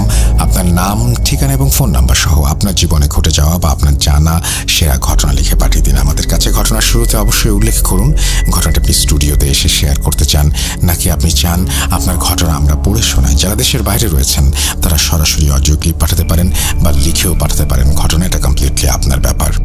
আর আমাদের একটা ইউটিউব চ্যানেল রয়েছে RJ-Russell-Bhoot.com, সেখানে অবশ্যই সাবস্ক্রাইব করুন, আমাদেরকে সাপোর্ট করুন, আমাদের কথা জানিয়ে দিন সবাইকে। চলুন আমরা ঘটনায় চলে যাই। আসসালামু আলাইকুম রাসেল ভাই। ওয়ালাইকুম সালাম। আশা করছি ভালো আছেন। আমিও আল্লাহর রহমতে ভালো আছি। আমি নূপুর আক্তার, গাজীপুর টঙ্গী থেকে ভূত.com-এর নিয়মিত একজন শ্রোতা। রিসেন্টলি ঘটে যাওয়া একটা ঘটনা শেয়ার করছি। যার সাথে ঘটেছে সে চায় ঘটনাটি ভূত.com-এ শেয়ার করি। ঘটনাটি ঘটেছে আমার ননদের হাজবেন্ডের সাথে। তো সরাসরি ঘটনায় যাচ্ছি। ঘটনাটি এই বছরে ঘটেছে। আমার ননদের হাজবেন্ডের নামটা গোপন রাখছি। আমার ননদের হাজবেন্ড লেখাপড়া করছে, অনেক জায়গায় চাকরির জন্য ইন্টারভিউ দিয়ে রেখেছে। তো 15 দিন আগে তার হেড অফিস উত্তরা থেকে ডাক আসে। কোন চাকরি সেটা আমি গোপন রাখছি। বাংলাদেশের 64টা জেলায় তাদের শাখা প্রশাখা আছে। এবং তারপরে তিনি তার অফিসের নামটি বলেছেন, আমি গোপন রাখছি। ওকে, তো তিনি লিখছেন, তো ম্যানেজার পদে আমার ননদের হাজব্যান্ডকে চাকরিটা দেয়া হয়, কিন্তু পোস্টিং সিলেট সুনামগঞ্জে। এটা শোনার পর বাসা থেকে অনেকেই রাজি হয়নি যে এত দূরের চাকরি কেন যাবে। তো শেষমেশ সবাই রাজি হয়। ভাইয়া সকালে ঢাকা থেকে রওনা করে 24 অক্টোবর। আমরা তখন সবাই জানি ঘূর্ণিঝড়ের জন্য বাংলাদেশে তখন ভয়াবহ অবস্থা। ভাইয়া সুনামগঞ্জ পৌঁছায় রাত 8টা বাজে। তো যেই বিল্ডিংয়ে তাকে থাকতে দেয়া হয়েছিল আমি তার একটু বর্ণনা দিচ্ছি। ছোট্ট একটা বাজার, বাজারের ভেতরে একটা 5তলা বিল্ডিং, বিল্ডিংয়ের নিচে ছোট্ট একটা মার্কেট, 2 তলা খালি, 3 তলা খালি, 4 তলা ফ্ল্যাটের এক সাইডের অংশে অফিসাররা বসে, তাদের অফিসিয়াল কাজ করে। বাকি 3টা ফ্ল্যাট খালি পড়ে আছে, আর ওপরের শেষ 5 তলা খালি, আর বিল্ডিংয়ের চারিদিকে বিল। 20-30 কিলোমিটার দূরে মানুষের বাড়িঘর, তাও হিন্দু এলাকায়। হিন্দু এলাকা বলার কারণ আছে, যা আমি পরে বলবো। তো ওই দিন এত খারাপ অবস্থা, কোনো অফিসার অফিসে আসেননি। এখান থেকে আমার ননদের হাজব্যান্ডের যাওয়ার কথা, তাই তারা দারোয়ানের কাছে চাবি দিয়ে গেছে। ওই দিন ভাইয়া যাওয়ার পরে তাকে চাবি বুঝিয়ে দেন দারোয়ান।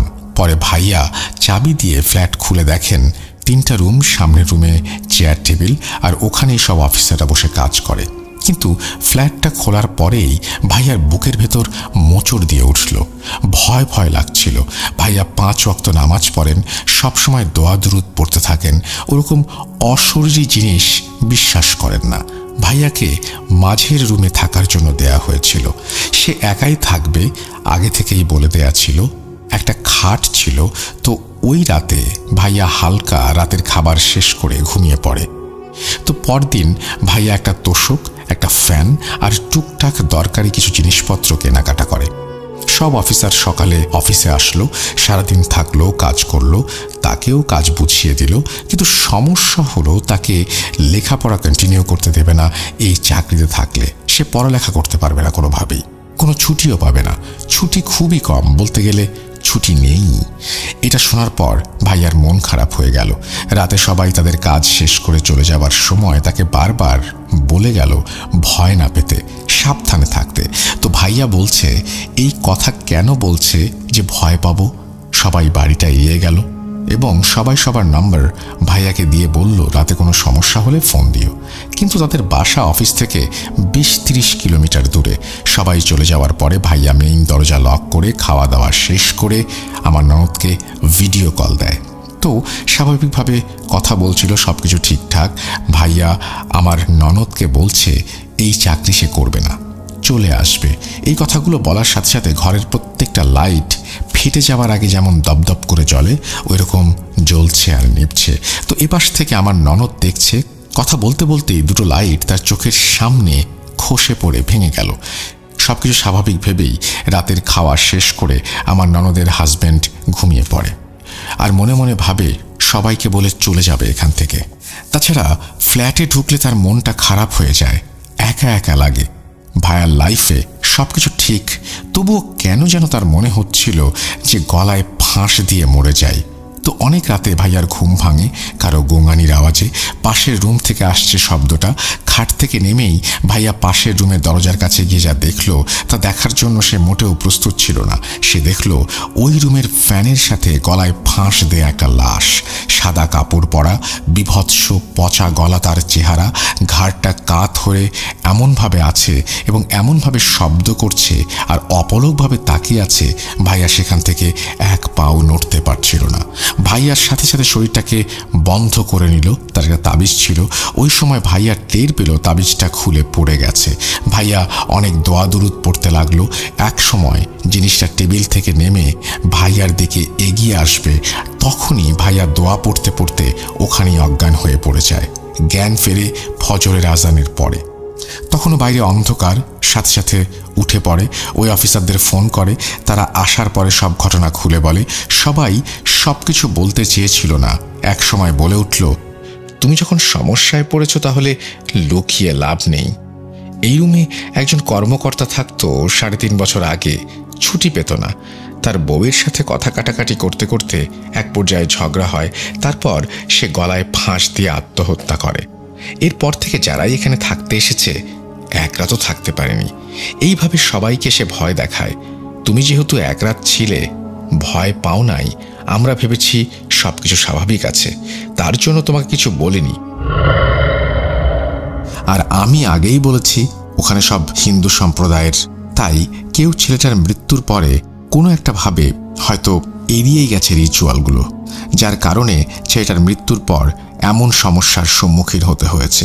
তখনই ভাইয়া ওখান থেকে পরীক্ষার কথা বলে এবং যা যা কেনাকাটা করেছে সব কিছু ফেলে শুধু বেডরুমে নিজের ফ্যান যেটা লাগিয়েছিল ওটা খুলে নিয়ে চলে আসে। বাসায় আসার পরে তার আম্মা ফ্যানটা বের করে যখন মুছতে যাবেন তখন সেই ফ্যানের সাথে কিছু রক্তের মতো দাগ পেয়েছিলেন, আঙুলের ছাপ পেয়েছিলেন। ভাইয়া ছবি তুলতে চেয়েছিল, তার আম্মু ছবি তুলতে দেননি। পরে আমার ভাইয়া আর যাননি। এই ছিল আমার ঘটনা। ভালো লাগলে পড়ে শোনাবেন। গুছিয়ে লিখতে পারিনি, লেখায় ভুল ত্রুটি হলে ক্ষমা সুন্দর দৃষ্টিতে দেখবেন। আমার সাথে ঘটে যাওয়া আরও অনেক ঘটনা আছে, আপনাদের ভালো লাগলে আমি ঘটনাগুলো পাঠিয়ে দেব। আসসালামু আলাইকুম। এই বলে তিনি তার ঘটনা শেষ করেছেন। থ্যাংক ইউ সো মাচ আপনার ঘটনার জন্য। আশা করছি আপনার যে ঘটনা সে ঘটনা আমাদের লিসেনারদেরও ভালো লেগেছে। যদি ভালো লাগে তাহলে তো ভালোই। আমাদের ইমেল অ্যাড্রেস হচ্ছে russell.bhuth.com@gmail.com। আপনারা ঘটনা পাঠান। আমাদের ইউটিউব চ্যানেল rjrussellbhuth.com, সেখানেও আপনারা আমাদের সাথে কানেক্টেড থাকুন। সাবস্ক্রাইব করুন, লাইক দিন, অবশ্যই থামস আপ দিতে ভুলবেন না। যাই হোক, আমরা চলে যাব আমাদের পরবর্তী ঘটনায়, আর আশা করব প্রথম থেকে শেষ পর্যন্ত আমাদের সঙ্গেই থাকবেন।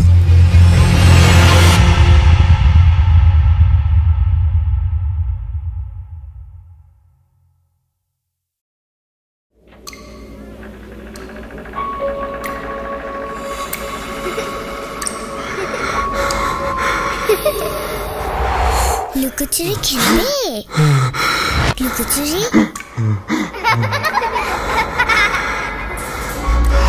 তুমি লুকাও, আমি ঠিকই তোমাকে খুঁজে পাবো।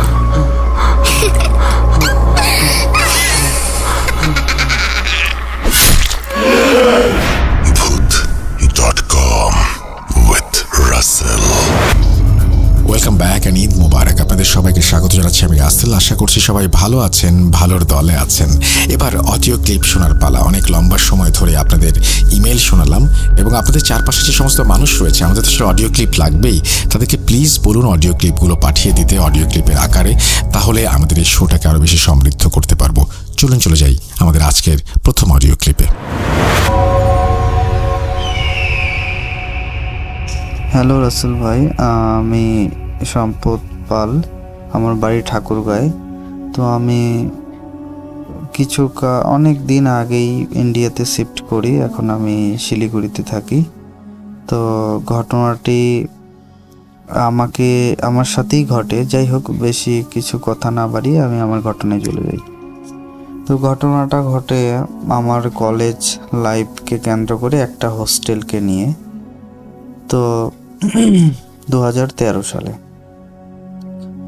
একটু বলে রাখি, হস্টেলের একটু বিবরণটা দিয়ে রাখি, তাহলে লিসেনারদের শুনতে সুবিধা হবে, ঘটনাটা বুঝতে সুবিধা হবে। আমাদের হস্টেলটা এরকম যে হোস্টেলটা 13 থেকে 14টা রুম, রেল বরাবর।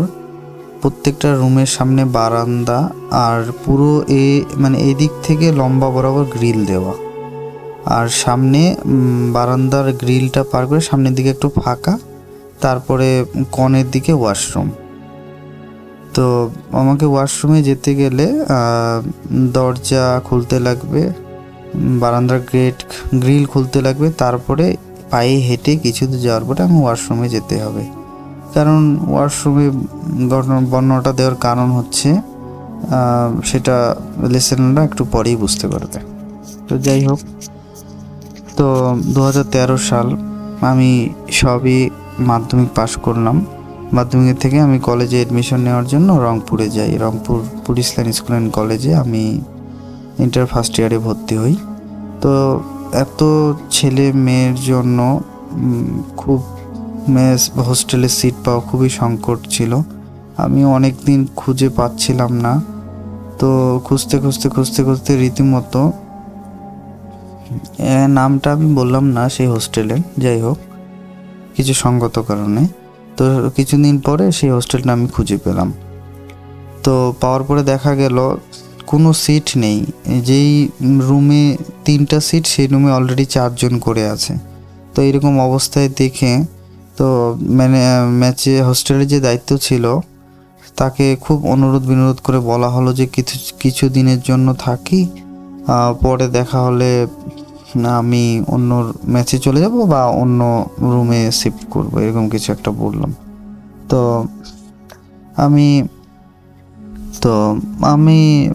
আমাকে এমন একটা রুমে দেওয়া হলো যেটাতে 3 জন ছিল, তো আমি নিয়ে 4 জন হলো। আলটিমেট নতুন কলেজ, নতুন সবাই, নতুন হোস্টেল, সবার সঙ্গে পরিচিত হলাম, খুব ভালো লাগলো, সবারই খুব ভালো ব্যবহার ছিল। তো আমিও সবার সঙ্গে খুব মিশুকি ছিলাম। তো যাই হোক আমি কলেজ আমার মতো করে করলাম। তো 7 দিন পরে দেখা গেল একটা সিট ফাঁকা হলো। তো সে প্রিপারেশন নিচ্ছিল ইউনিভার্সিটি কোচিংয়ের জন্য। তো রীতিমতো সে সিট ছাড়লো, ছেড়ে হয়তো অন্য কোথাও গেল, এরকম একটা কিছু। তো ছেলেটার এখানে বর্ণনাটা দিন, যে ছেলেটা সিটটা ছাড়লো তো দেখতে এরকম যে মাথায় চুল নেই, টাক বলা চলে, আর এত কথা বলতেই থাকে আর কিছু ভাবতেই থাকে, এইরকম টাইপের আমার একটু মনে হয়েছে ছেলেটাকে। তো যাক অত কিছু আমি পাত্তা না দিয়ে আমার সিট বা রুম ফাঁকা নিয়ে কথা আমি সেই রীতিমতো পেলাম, এদিক ওদিক না তাকিয়ে আমি শিফট করে ফেললাম। তো ঘটনাটা ঘটে 5 দিনের পর থেকে আমি সবে সায়েন্সে ভর্তি হলাম। এত প্র্যাকটিক্যালের প্রেশার, এত টিউশনের প্রেশার ছিল যে বডি আমরা নিতে পারতেছিলাম, প্রচণ্ড চাপ। রাত 12টা 1টা অবধি পড়াশোনা করতাম, তবুও শেষ করতে পারতাম না, এরকম একটা ব্যাপার ছিল। তো 7 দিনের পর থেকে আমার সাথে ঘটনা ঘটা শুরু করে। দেখা যায় আমি যখন রাত 12টার পরে পড়ি, তো আমার পা তালা থেকে শুরু করে হাঁটু বরাবর পুরো প্রচণ্ড গরম হয়ে যায়। তো গরম হতে হতে দেখা যায় যে মাথা পুরা বিরক্ত হয়ে যায়, আর পড়ার ইচ্ছা করে না। তো এরকম একটু ঘটনা শুরু হয় আমার সাথে। আমার রুমটার একটু বর্ণনাটা দিয়ে রাখি। আমার রুমে 2টা সিট, মানে 2 জন আমরা থাকি। তো দেওয়ালের এক পাশে একটা ছোট বেড, আর একদিকে আমার বেড, মাঝখানে 2টো টেবিল, এইরকম ঘরের একটা পজিশন। আর ঘরের সাথে বারান্দার দিকে একটা উইন্ডো, জানালা, আর সামনে গ্রিল, এইটুকুই ঘরের বিবরণ দিলাম। তো আমি যখন শিফট করলাম সেই দিনে আমার রুমে থাকা যে দাদা, সে তার কিছু কারণে বাড়িতে চলে যায়। তো আমি আলটিমেট ফাঁকা থাকি। তো 7 দিনের মাথা থেকে আমার ঘটনা শুরু হয়। তো 7 দিন থেকে শুরু হয় রীতিমতো 5-6 দিন, 10 দিন, 15 দিন এরকম করে চলতে থাকে। তো আমি খুব বিরক্ত ফিল করতেছিলাম যে কেন এরকম আমার সাথে হচ্ছে, বা পা হাঁটু কেন গরম হয়ে যাচ্ছে, মাথা কেন গরম হয়ে যাচ্ছে, আমি কেন পড়াশোনা কনসেন্ট্রেট দিতে পারতেছি না, একটু পড়াশোনা করতে গেলেই আমার এরকম প্রবলেমটা হচ্ছে, বাইরে কোনো প্রবলেম হচ্ছে না, টেবিলে গিয়ে বসলেই পড়াশোনা শুরু করলে এই প্রবলেম।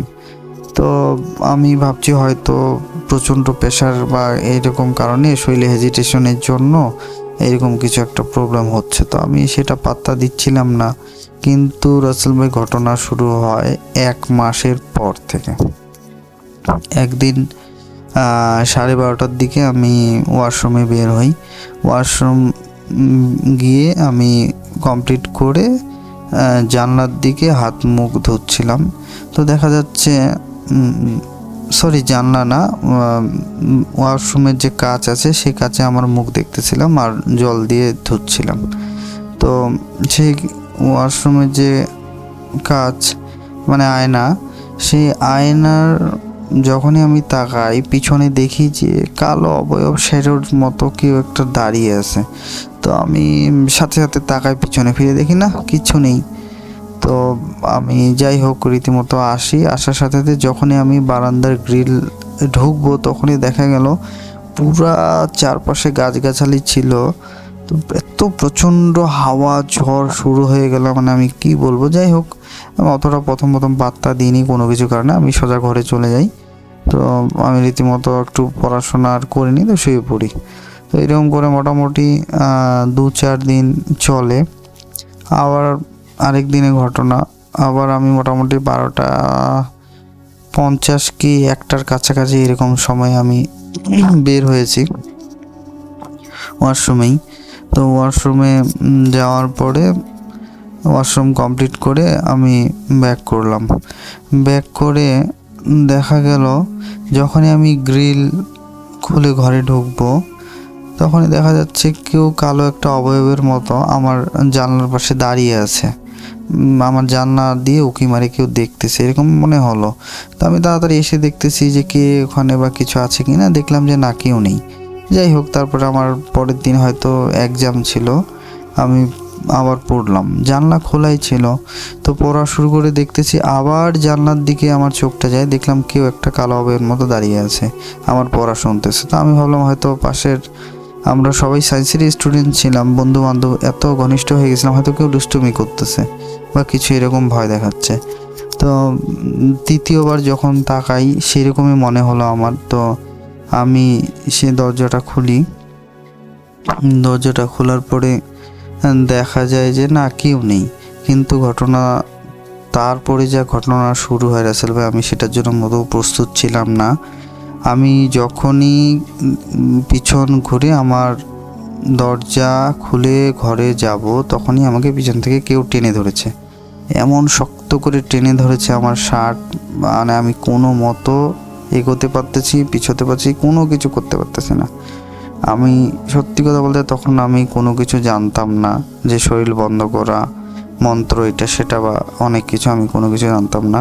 আমি মহান সৃষ্টিকর্তার নাম স্মরণ করি এবং আমি এইটুকু আমার অভিজ্ঞতা ছিল, যেহেতু গ্রামে থাকতাম, অনেক কিছু দাদু দিদার কাছে আমি শুনছি যে কিছু কিছু ব্যাপার হলে পিছনে তাকানো যায় না বা এটা সেটা। তো আমি তখন আমার উপস্থিত বুদ্ধি দিয়ে আমি বললাম যে তুমি যে হও না কেন,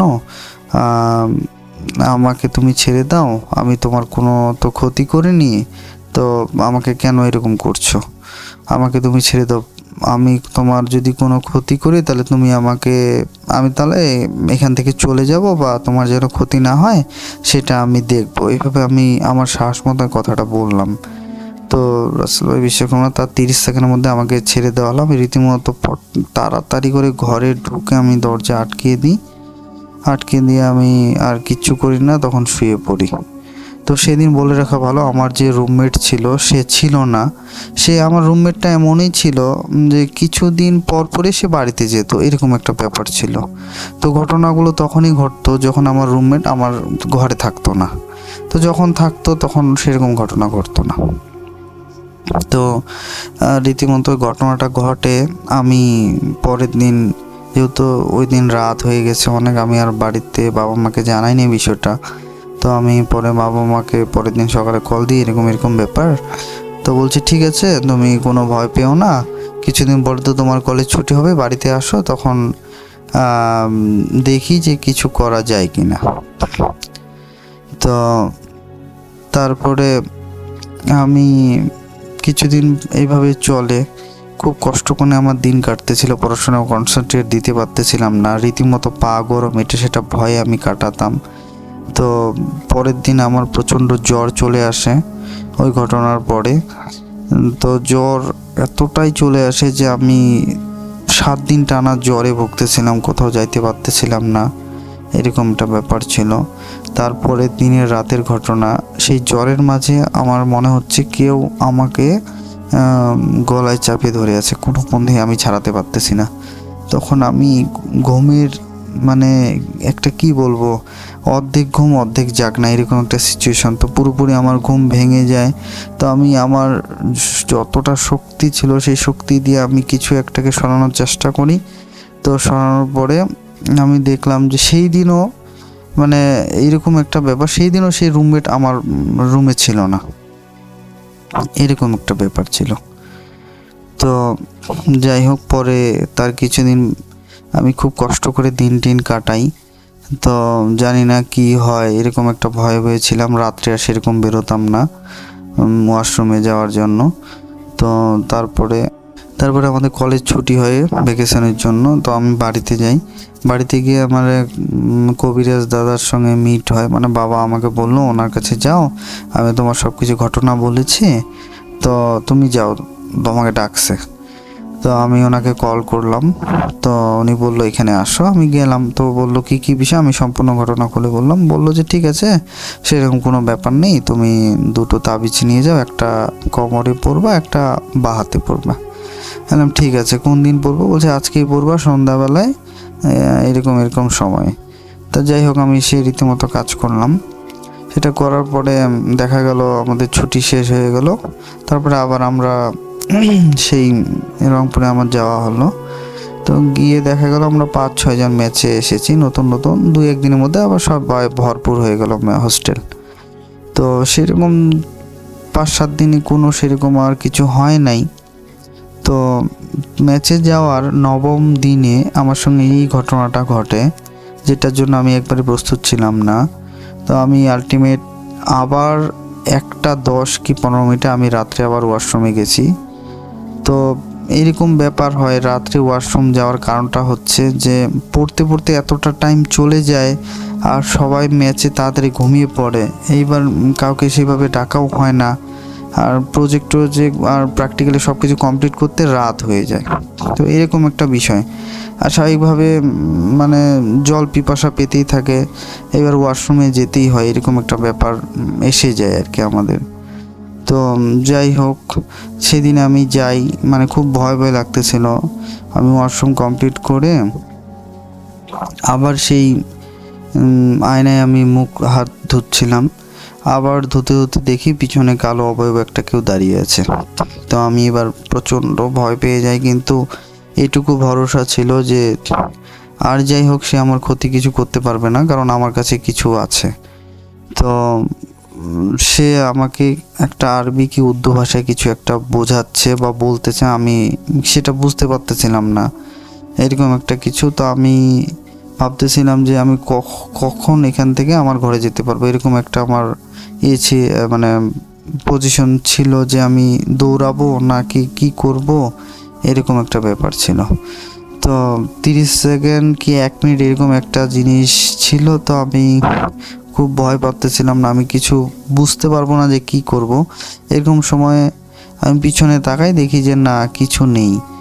তারপরে আমি রীতিমতো দৌড়াতে গিয়ে আমি পড়ে যাই। পড়ে গিয়ে আমি একটু আঘাতও পাই।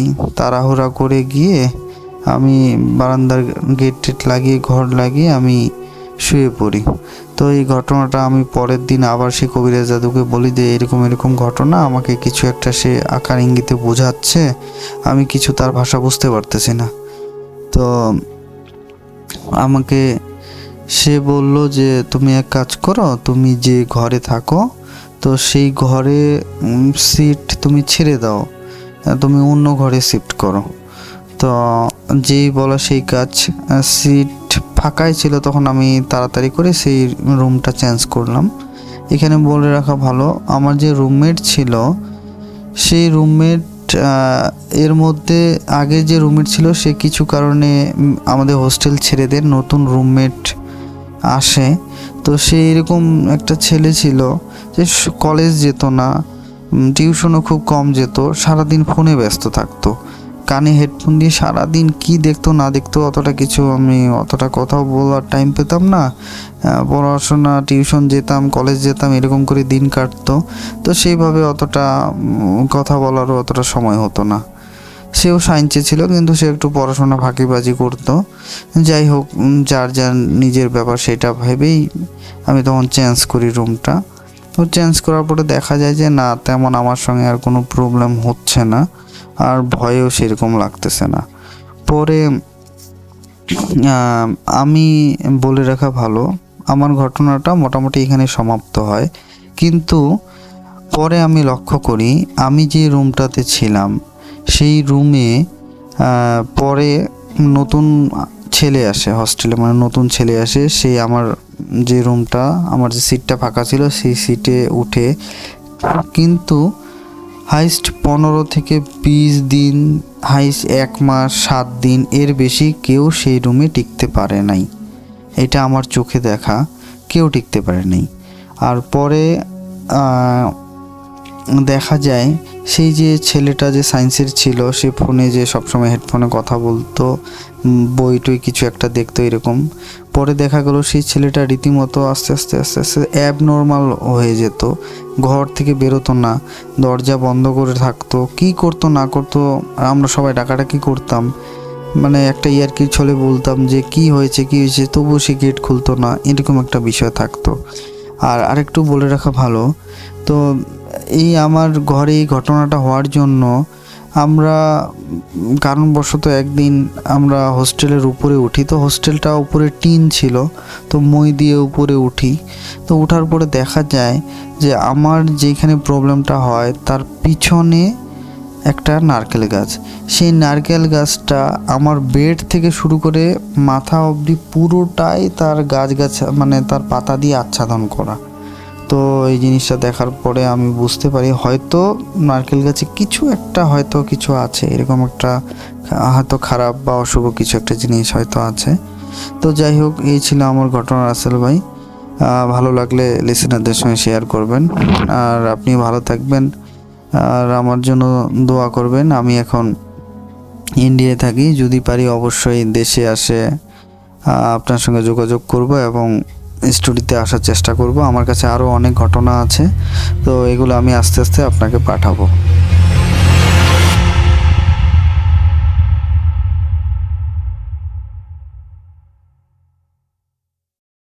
Welcome back. আপনাদের সবাইকে অনেক অনেক ধন্যবাদ এতক্ষণ পর্যন্ত আমাদের সাথে থাকার জন্য। অনেক অনেক শুভকামনা রইল। সব সময় এই ইউটিউব চ্যানেলটি সম্পর্কে আপডেট পেতে আমাদের ইউটিউব চ্যানেলটিকে সাবস্ক্রাইব করুন। আশা করছি আমরা একসাথে অনেকটা পথ হাঁটব। আজকের মতো এখানেই বিদায় নিচ্ছি। সবাই ভালো থাকুন, সুস্থ থাকুন, মোস্ট ইম্পর্টেন্টলি ভূত.com-এর সাথে থাকুন। আল্লাহ হাফেজ।